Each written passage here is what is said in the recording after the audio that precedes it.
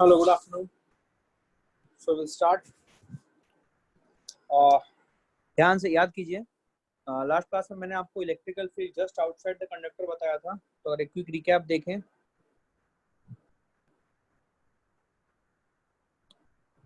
तो मैंने आपको एक कंडक्टर दिया था, एक कंडक्टर के जस्ट आउटसाइड इलेक्ट्रिकल फील्ड निकाला था।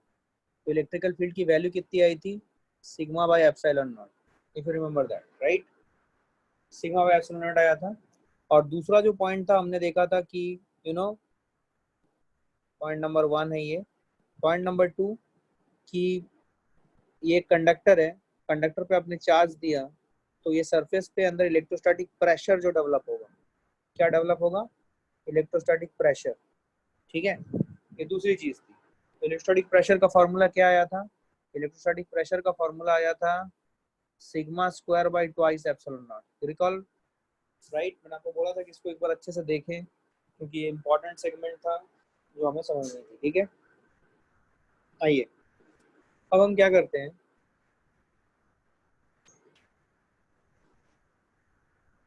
अब हम स्फेरिकल कंडक्टर की बात करते हैं। ठीक है, तो स्फेरिकल कंडक्टर की अगर बात करें तो ध्यान से सुनिए। स्फेरिकल कंडक्टर में मैंने आपको कल बताया था, उसको फिर से लिखता हूँ, आपको शायद ध्यान नहीं रहा होगा। स्फेरिकल कंडक्टर, इसको बेसिकली हम hollow conducting, solid conducting, hollow non conducting और सॉलिड नॉन कंडक्टिंग, इसमें ब्रेक कर सकते हैं ये चार कैटेगरी में। ठीक है, hollow conducting, solid conducting, hollow non conducting और सॉलिड नॉन कंडक्टिंग। अभी एक बात समझो कि हॉलो कंडक्टिंग, अगर हॉलो कंडक्टिंग हम स्फीयर देखें तो हॉलो कंडक्टिंग में अगर हम कोई चार्ज देते हैं तो वो चार्ज अपने को कहाँ मिलेगा? वो चार्ज अपने को सरफेस में मिलेगा। सॉलिड कंडक्टिंग में भी सपोज हमने एक स्फीयर लिया, सॉलिड है ये, इस पे अगर हमने चार्ज दिया प्लस क्यू तो ये चार्ज भी अपने को कहाँ मिलेगा? सरफेस पे मिलेगा। ठीक है, hollow non conducting, hollow non conducting मतलब ये हॉलो है, हॉलो है मतलब बहुत ही थिन एक शेल है, शेल टाइप का पकड़ लो। ठीक है, इस पे अगर हमने चार्ज दिया प्लस क्यू तो यहाँ पे भी हम ऐसा एज्यूम करते हैं कि ये चार्ज, बिकॉज ये थिकनेस बहुत कम है तो ये चार्ज पूरा का पूरा कहाँ पे मिलेगा? सरफेस पे मिलेगा। अब लास्ट वाला जो केस है वो है solid non conducting. Solid non conducting means ये सॉलिड है और नॉन कंडक्टिंग। इस पे अगर हमने चार्ज प्लस क्यू दिया तो ये चार्ज अपने को पूरे वॉल्यूम में मिलेगा, मतलब जहां जहां मास होगा वहां वहां चार्ज मिलेगा। ठीक है, स्फेरिकल कंडक्टर्स बहुत इंपॉर्टेंट है बिकॉज आपको कोई भी आड़ा तिरछा कंडक्टर नहीं मिलेगा। जनरली आपको जो प्रॉब्लम सॉल्विंग के लिए मिलेगी कॉम्पिटिटिव एग्जामिनेशन में वो स्फेरिकल कंडक्टर्स के ऊपर ही मिलेगी। तो स्फेरिकल कंडक्टर्स आपको बहुत अच्छे से समझना है। ठीक है, तो जो स्फेरिकल कंडक्टर्स हैं वो बेसिकली इसको चार कैटेगरी में आप ब्रेक कर सकते हो: hollow conducting, solid conducting, hollow non conducting and solid non conducting. तो हॉलो कंडक्टिंग, सॉलिड कंडक्टिंग या हॉलो नॉन कंडक्टिंग, ये जो तीन कैटेगरी है,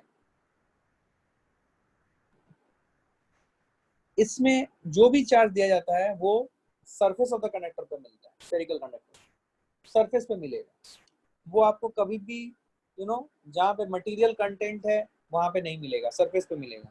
तो इसीलिए इन तीनों के लिए आप जो डिफाइन करते हो वो डिफाइन करते हो sigma, which is surface charge density, because आपने जो भी चार्ज दिया है वो इनके सरफेस पे मिला है। और ये जो लास्ट वाला कैटेगरी है इसके लिए आप डिफाइन करते हो rho, which is volume charge density. आपको क्यों यहाँ पे रो डिफाइन करना पड़ता है?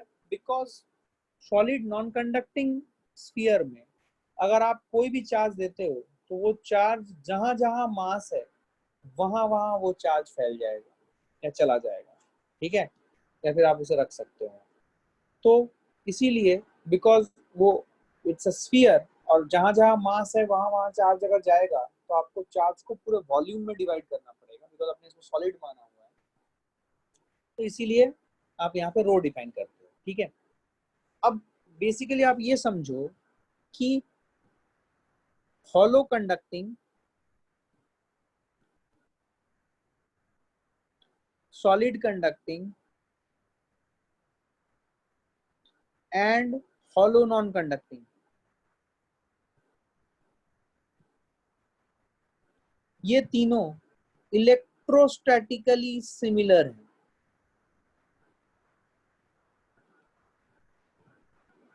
ये इंपॉर्टेंट डिस्कशन चल रहा है। Electrostatically similar, why do you think I have used the word इलेक्ट्रोस्टैटिकली?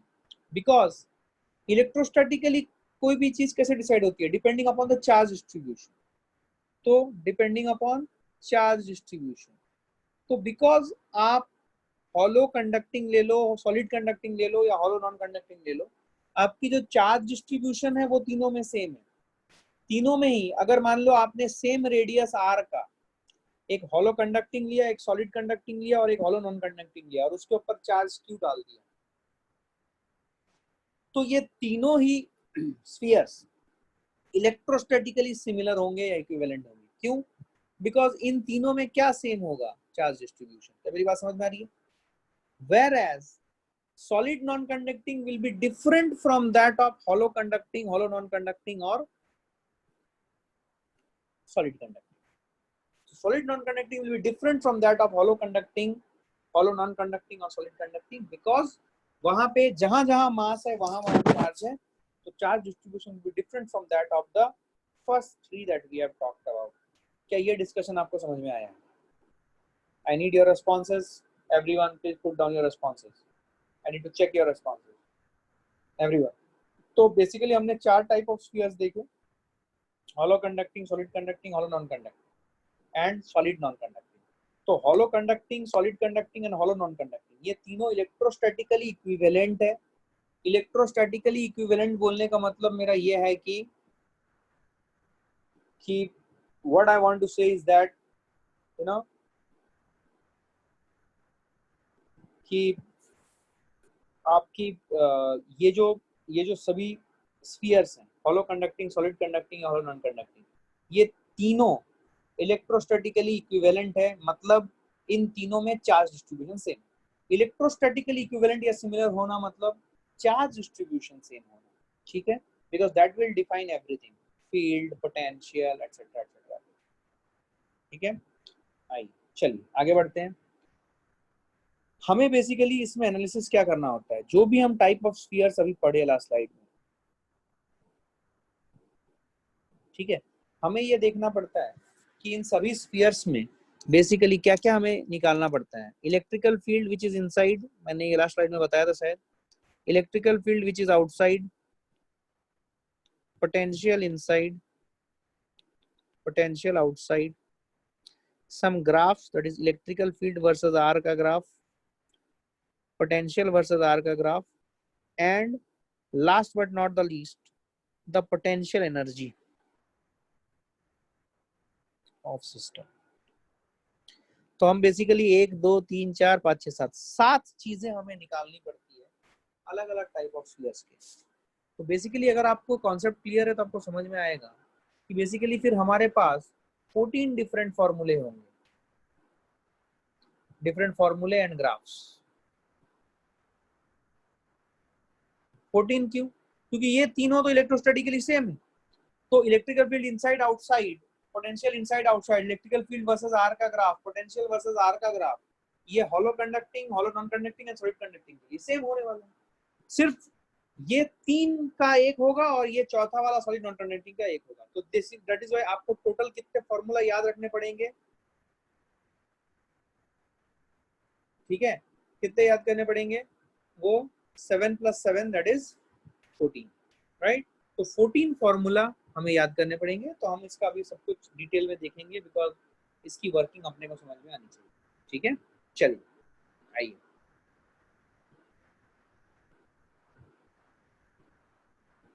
चलिए सबसे पहले हम बात करेंगे हॉलो कंडक्टिंग सॉलिड कंडक्टिंग या हॉलो नॉन कंडक्टिंग। ठीक है, इसका हम लोग सबसे पहले वो सातों चीजें निकालेंगे। आइए,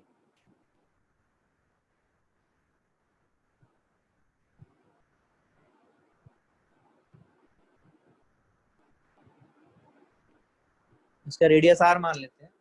मान लो हमने एक हॉलो कंडक्टिंग या एक सॉलिड कंडक्टिंग ले लिया, कुछ भी ले लिया, और अगर अगर हमने चार्ज क्यू दिया है इसको, तो ये चार्ज अपने को पता है कि ये चार्ज अपने को कहाँ मिलने वाला है, इसके सरफेस पे मिलने वाला है। आज का सेक्शन बहुत इंपॉर्टेंट है, आप सब लोग keep your entire I on the working of it.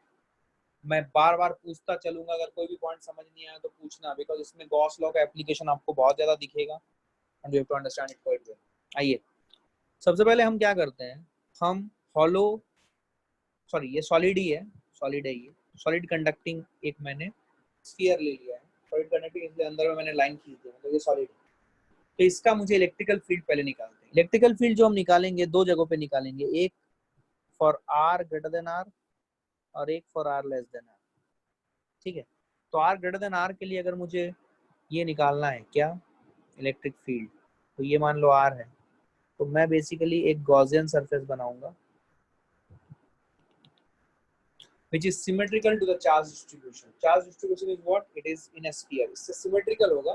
तो ये जो मैंने स्फीयर बनाया है, ये स्फीयर इस जो गिवन रेड कलर का स्फीयर है उससे सिमेट्रिकल। तो आर ग्रेटर देन आर के लिए ध्यान से देखो, अगर हम इलेक्ट्रिकल फील्ड निकालें, कैसे निकालेंगे, अगर यहाँ पे इलेक्ट्रिकल फील्ड होगी it will be perpendicular to the surface, और एरिया वेक्टर भी इसके परपेंडिकुलर होगा, मतलब एरिया वेक्टर और इलेक्ट्रिकल फील्ड के बीच का एंगल 0 डिग्री होगा। तो अगर हम गॉस लॉ लगाएंगे, E vector dot D A vector which is equal to charge enclosed upon epsilon naught. Let's see कैसे सॉल्व करेंगे इसे। ध्यान से देखिए, तो इलेक्ट्रिकल फील्ड और एरिया वेक्टर के बीच का जो एंगल है वो 0 डिग्री है, तो it will be electrical field बाहर आ जाएगा और ये आ जाएगा close loop integral D A which is equal to charge enclose. Charge enclose कितना हो जाएगा, इस गॉसियन सरफेस के अंदर कितना चार्ज एनक्लोज्ड है, plus Q upon epsilon naught. क्या यहाँ तक सबको समझ में आया है, क्या यहाँ तक सबको समझ में आया है।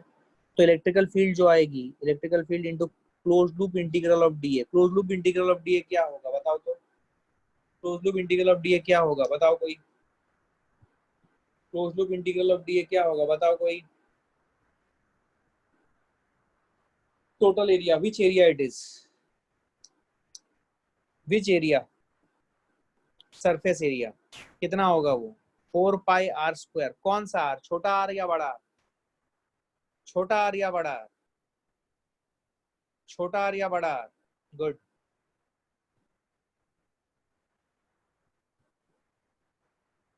ठीक है, तो इससे इलेक्ट्रिकल फील्ड जो आएगी वो आएगी Q by 4 pi epsilon naught into R square which is equal to KQ by R square. ये आया electrical field outside.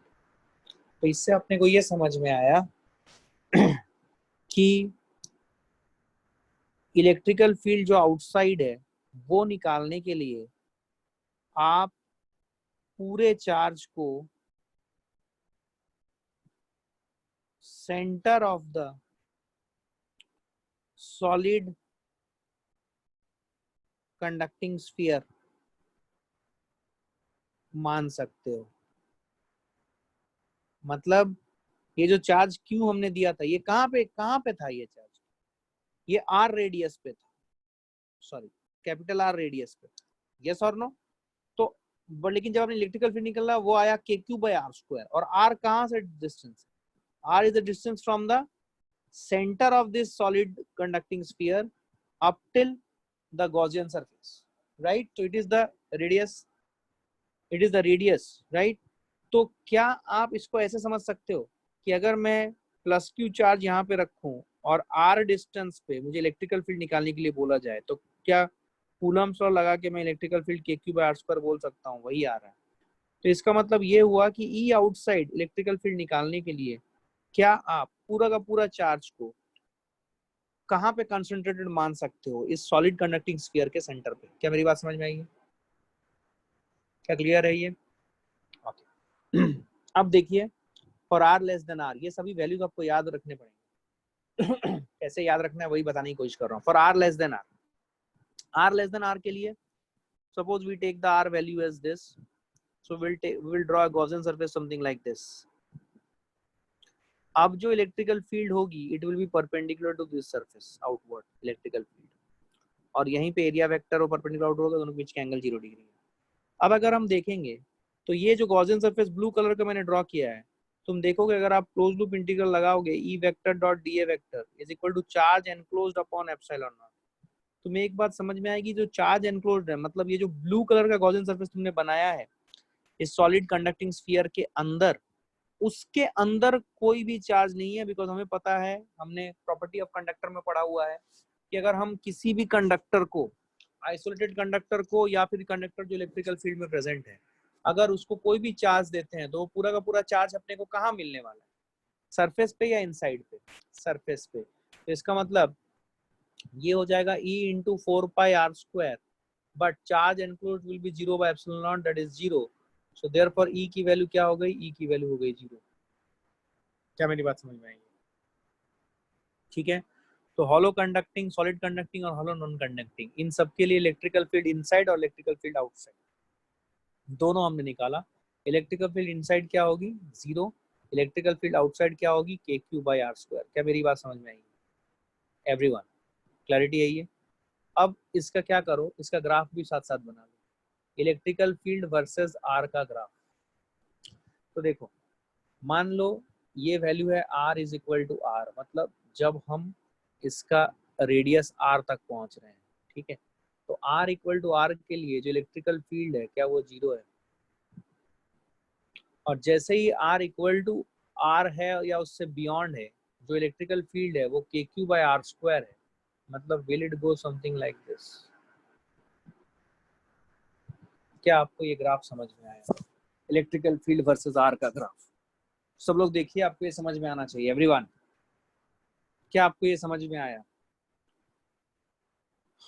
You have to respond. I am looking at your answers in the chat section. Everyone, क्या आपको electrical field versus R का graph समझ में आया? तो तीन चीजें आपको समझ में आई, आपको electrical field inside, electrical field outside and electrical field versus R का ग्राफ समझ में आना चाहिए। क्या बात समझ में आई है?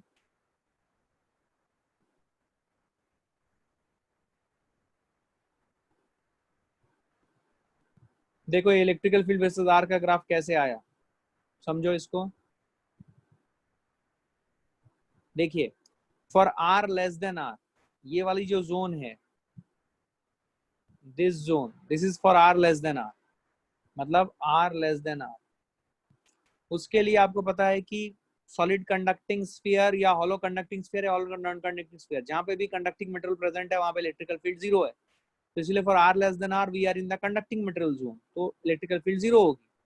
और R equal to R, capital R से आगे बियॉन्ड अगर आप देखोगे तो आपको दिख रहा है कि जो इलेक्ट्रिकल फील्ड है वो KQ/r² है for R greater than R, yes और नो? तो KQ/r², तो इलेक्ट्रिकल फील्ड का आर के साथ कैसा रिलेशनशिप है, इनवर्स स्क्वायर रिलेशनशिप है, तो इनवर्स स्क्वायर रिलेशनशिप है, तो वो ग्राफ कैसे जाएगा, वो ग्राफ इस टाइप का बनेगा। क्या आपको समझ में आया? सो E वर्सेस R का ग्राफ इस टाइप का हुआ, ठीक है। Now let's go to the concept of potential. ध्यान सुनना, अभी हम बात करेंगे पोटेंशियल की।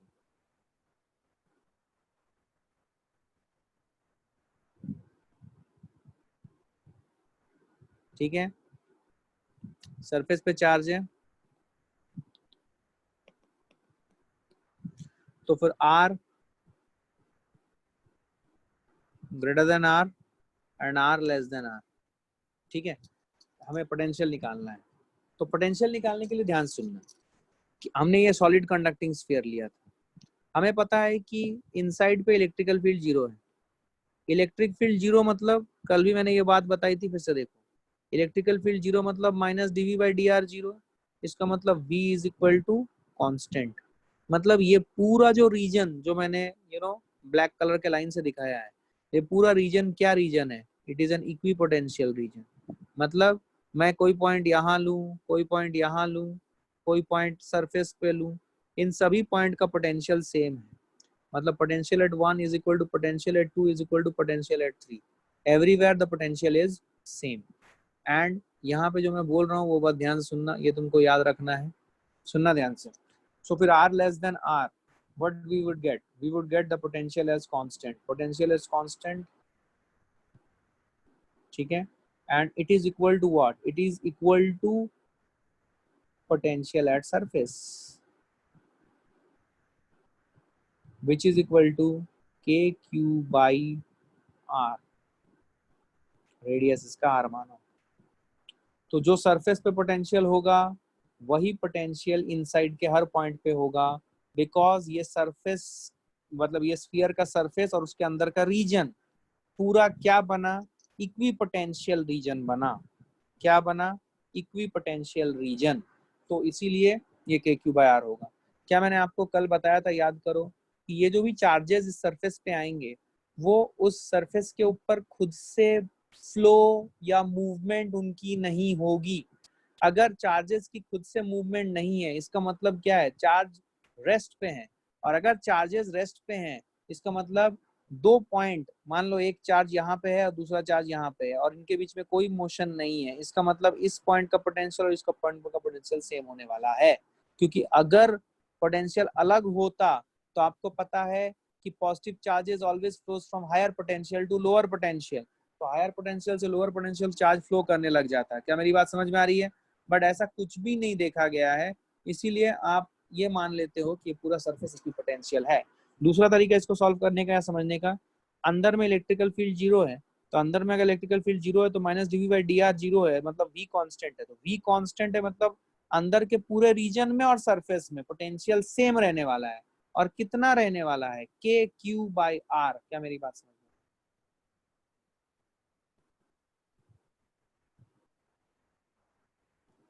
क्या मेरी बात समझ में आई है?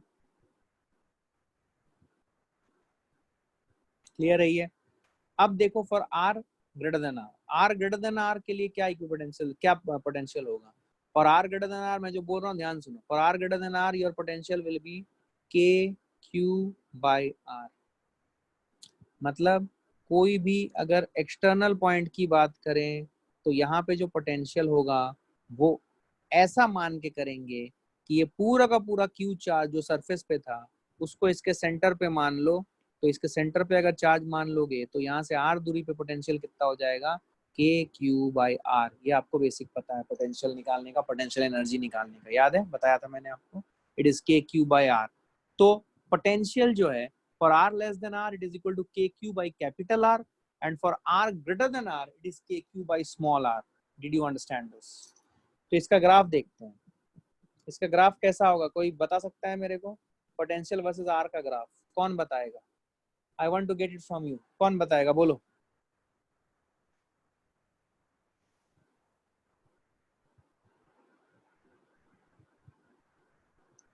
यार तुम लोग सही में यार, मतलब रिस्पॉन्स दो, मुझे समझ नहीं आता, नहीं तो तुम्हें समझ आ रहा है या नहीं? बोलो कैसा होगा? हाँ बोलो सर। सर जीरो से लेके आर इक्वल टू आर तक कांस्टेंट होगा, उसके बाद में वो पहले ग्राफ जैसा होगा। Correct, good, very good. देखो आर इक्वल टू आर मतलब ये वाला जो जोन है, this zone is for R less than R, और ये वाला जो जोन है this is for R greater than R. Are you understanding this? तो आर लेस देन आर के लिए आपकी पोटेंशियल जो है वो के क्यू बाई कैपिटल आर है, मतलब ये कांस्टेंट है, and it is equal to this constant, and its value is how much? K Q by R. क्या मेरी बात समझ में आई है? और for R greater than R क्या potential will be proportional to 1 by R, मतलब नॉन लीनियर रिलेशनशिप है, तो ये ग्राफ ऐसा जाएगा। क्या मेरी बात समझ में आई? तो this is what is your graph for potential versus R. क्या मेरी बात समझ में आई? अरे बोलो, ये बहुत इंपॉर्टेंट है जो मैं बता रहा हूँ, इसके ऊपर बहुत सवाल आते हैं, बहुत ज्यादा इंपॉर्टेंट है, सोना नहीं है। एकदम एकदम सही पोस्चर में बैठो, जैसे मैं क्लास में बोल रहा हूँ, क्लास में बोलता हूँ मैं वही बोल रहा हूँ आपको, सही पोस्चर में बैठो। ऐसा बेड पे लेट के मत पढ़ो, सो जाओगे। सही पोस्चर में बैठो सब लोग। अब मेरी बात सुनो ध्यान से। Potential for R greater than R and R less than R, ठीक है? तो वी की वैल्यू के क्यू बाई आर आई और वी की वैल्यू के Q by capital R I. क्या आपको समझ में आ रहा है? For R greater than capital R आप क्या मानोगे? एज इफ, ध्यान सुना, for R greater than capital R आप ऐसे मान लो कि पूरा का पूरा जो चार्ज है वो एक पॉइंट पे सिचुएटेड है, और वो पॉइंट कौन सा है? इस स्फीयर का सेंटर, और ये डिस्टेंस जो है ये आर है, तो यहाँ पे पोटेंशियल कितना हो जाएगा? के क्यू बाय आर, ठीक है। And for R less than R, because आपका पूरा का पूरा चार्ज सरफेस पे है, तो सरफेस के अंदर इलेक्ट्रिकल फील्ड जीरो है, ये हम पढ़ चुके थे लास्ट क्लास में। तो इलेक्ट्रिकल फील्ड जीरो मतलब E is equal to minus DV by D R, याद है? बताया था मैंने आपको, वर्क पावर एनर्जी के सारे रिलेशनशिप याद है? कुछ याद नहीं है, याद है कि नहीं? तो E is equal to minus DV by D R, तो E इक्वल टू जीरो है, zero is equal to minus DV by D R, इसका मतलब V is what? V is constant. तो V इज कांस्टेंट पर कितना? V is constant in any of the region. मैंने देखो 3.1 2 3 ऐसा मार्क करके दिया है। 1 and 2 are lying in inside this solid conducting sphere anywhere within its volume, and 3 is on the surface. तो मैंने बताया कि V1 V2 V3 ये तीनों का पोटेंशियल सेम है, और वो कितना है? पोटेंशियल एट द सरफेस के बराबर, जिसके क्यूब आया। क्या मेरी बात समझ में आई? क्लियर है? क्लियर है? Yes, good. आ जाओ। सो ग्राफ भी आपको समझ में आ गया। VR कितनी चीजें हो गई हमारी? कितनी चीजें हो गई? हमने 6 चीजें निकाल ली है। 6 things we have already find out. देख, E inside E outside, V inside V outside, solid conducting, hollow conducting, hollow non conducting sphere के लिए E inside E outside, V inside V outside, E versus R, V versus R। 6 चीजें हो चुकी है, अब सिर्फ एक चीज बाकी है। कौन सा है? Potential energy. Let's see this. Potential energy देखते हैं। Potential energy of this system. Potential energy of the system मतलब क्या है? कि ऐसा समझो कि इंफिनिटी पे चार्ज था, और आप इन चार्ज को यहाँ से तोड़ के इसके ऊपर, इस स्फीयर के ऊपर, एक सॉलिड नॉन कंडक्टिंग स्फीयर है मान लो, this is a solid non conducting sphere. इस सॉलिड नॉन कंडक्टिंग स्फीयर के ऊपर आप चार्ज इंफिनिटी से तोड़ के आके इस पे डाल रहे हो। तो जब आपने पहला चार्ज लाया होगा तो आपको कोई भी रिपल्सन फेस नहीं हुआ होगा। याद है? यही चीज हमने पोटेंशियल एनर्जी सिस्टम में भी पढ़ी थी, वही कॉन्सेप्ट है। आप जब इंफिनिटी से पहला चार्ज तोड़ के लाए होगे तो कोई रिपल्सन फेस नहीं हुआ होगा, लेकिन उसके बाद सक्सेसिव जो भी चार्ज आप तोड़ के लाके इस स्फीयर के ऊपर डालोगे, आपको कुछ वर्क डन करना पड़ेगा। तो आप जो भी वर्क डन करोगे इंफिनिटी से चार्ज को इस सरफेस पे लाने के लिए, वो work done will be stored as electrostatic potential energy of this system. क्या मेरी बात समझ में आई है? मान लो आपने तोड़ते तोड़ते, ध्यान समझना, मान लो आपने ये चीज तोड़ तोड़ के यहाँ पे लाके इस स्फीयर के ऊपर, जो जिसकी रेडियस कैपिटल आर है, इस स्फीयर के ऊपर मान लो आपने